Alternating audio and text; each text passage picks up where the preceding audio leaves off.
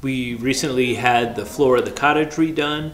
We hadn't had, it had the original rug in that the cottage was built with, and it was nasty. We put it off for years, and this was the year we had it done. So we decided to go with a pine beetle killed pine floor. And it has sort of this grayish bluish tint and some red tints in it as well.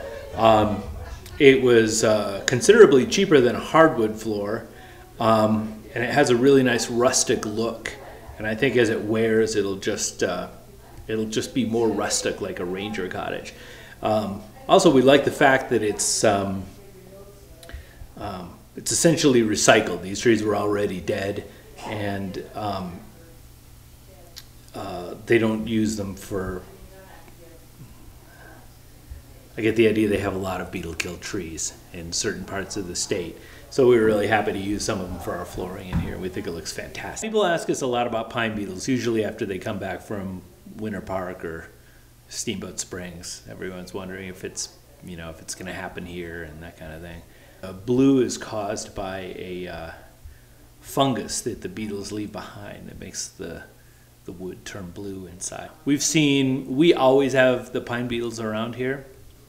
What we don't have in the City of Boulder open space land is a huge forest of 8-inch or larger lodgepole pines. In this case is what they're doing around the rest of the state.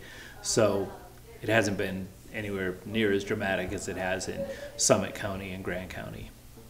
Apparently, every time you have like a lodgepole forest where all the trees are mature, eventually the beetles come and they just explode because they can just, they